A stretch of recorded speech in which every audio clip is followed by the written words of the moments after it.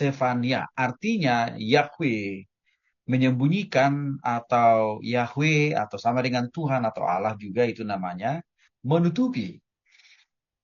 Nah, nama ini sebenarnya bisa menjadi referensi bagaimana Tuhan melindungi, menyertai, menjagai, memelihara, membimbing, memberkati ya Nabi Zefania dalam melakukan tugas dan panggilannya sebagai hamba Tuhan atau sebagai nabinya Tuhan.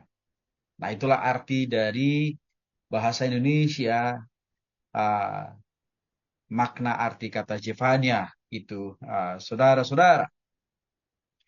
Maka dalam hal ini sebenarnya arti lain daripada menutupi atau selain daripada melindungi, menyertai Nabi Zefania juga memiliki arti bagaimana sebenarnya eh, Tuhan memberikan jaminan perlindungan, penyertaan ya terhadap orang-orang yang setia sampai akhir, mengasihi, mempercayai Tuhan. Sekalipun di masa-masa kesukaran, di masa-masa persoalan, di masa-masa penganiayaan. Tuhan memberikan janji yang pasti bahwa Tuhan akan selalu melindungi, menyertai, dan menjagai setiap orang-orang percaya. Itu arti kedua dari makna kata Zefania. Dalam bahasa Yunani, kata Zefania juga memiliki istilah yang berbeda, yaitu sophonias. Sophonias. Ya.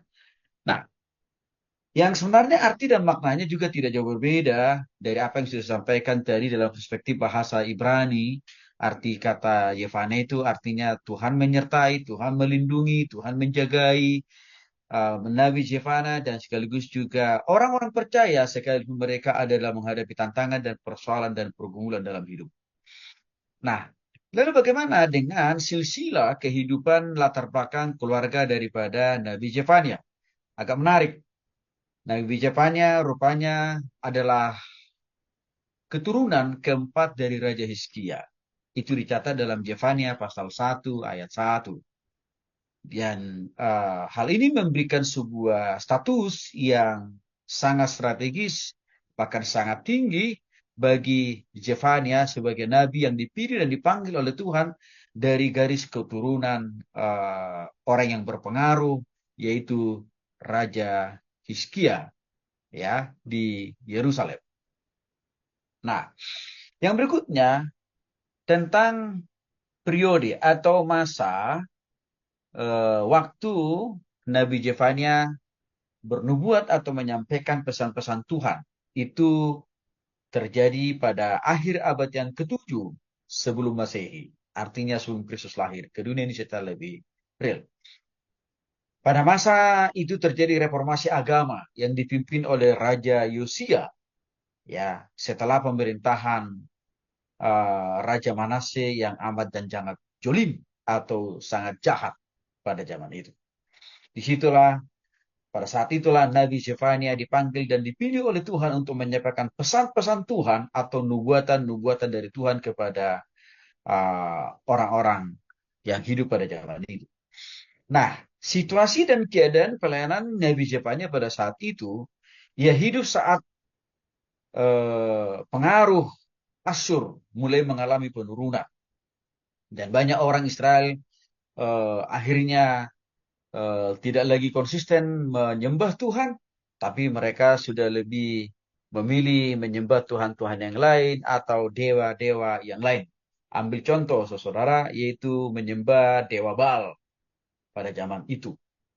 Itu konteksnya. Makanya sekaligus melihat situasi dan keadaan semakin merosotnya kehidupan rohani bangsa Israel, itulah yang menjadi alasan Tuhan memilih dan memanggil Nabi Zefania untuk menjadi penyambung lidah, menjadi pengingat, menjadi penegur bagi bangsa Israel pada saat itu. Adapun yang menjadi tugas dan peran pelayanan daripada Nabi Zefania, saudara, adalah menentang kemerosotan moral. Ya, artinya orang Israel tidak hanya mengalami kemerosotan dalam hal beragama, tetapi karakter, integritas. Mereka juga mengalami kemerosotan. Jadi dua kemerosotan yang sedang terjadi pada masa itu Nah, maka melihat situasi merosotnya kehidupan moral, merosotnya kehidupan keberagaman orang Israel, khususnya orang Yehuda, ini dipanggillah Tuhan, dipanggil Tuhanlah Nabi Zefania untuk memberikan warning, peringatan, dan sekaligus juga hukuman, ya, atas dosa-dosa yang sedang mereka lakukan dengan konsisten.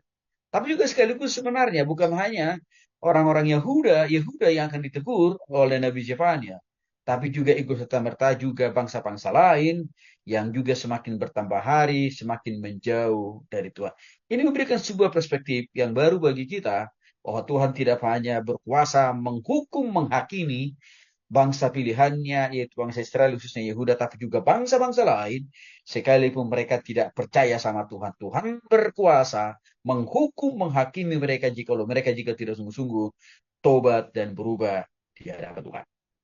Adapun yang menjadi masa pelayanan Nabi Zefania, dia menyampaikan nubuatan-nubuatan firman Tuhan itu pada masa pemerintahan Raja Yosia bin Amon, yaitu Raja Yehuda yang hidup sekitar tahun 609 sampai dengan 640 sebelum Kristus lahir atau sebelum Masehi.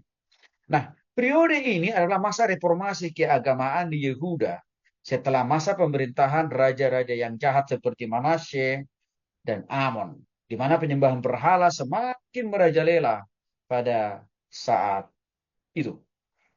Nah, di mana lokasi dan tempat tinggal dari Nabi Zefania?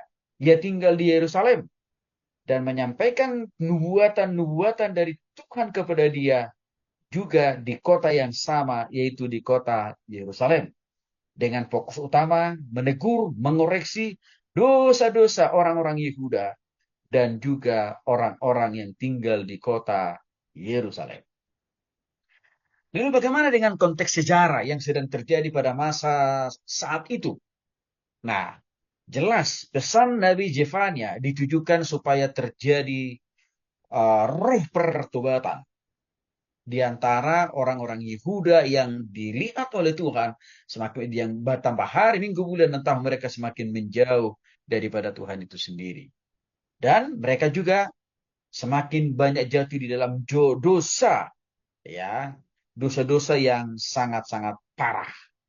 Maka dalam hal itulah sebenarnya Tuhan memilih dan memanggil Nabi Zefania dan sekaligus juga memberikan mandat kepada mereka untuk mengingatkan mereka bahwa akan datangnya hari Tuhan. Hari Tuhan itu maksudnya adalah hari penghakimannya Tuhan, hari penghukumannya Tuhan. Itu pasti akan datang kalau mereka tidak cepat-cepat bertobat dan berubah di hadapan Tuhan. Sebab kejahatan mereka di mata Tuhan itu sudah sampai pada titik maksimum. Artinya bertambah hari, minggu, bulan, dan tahun, kejahatan orang-orang Yehuda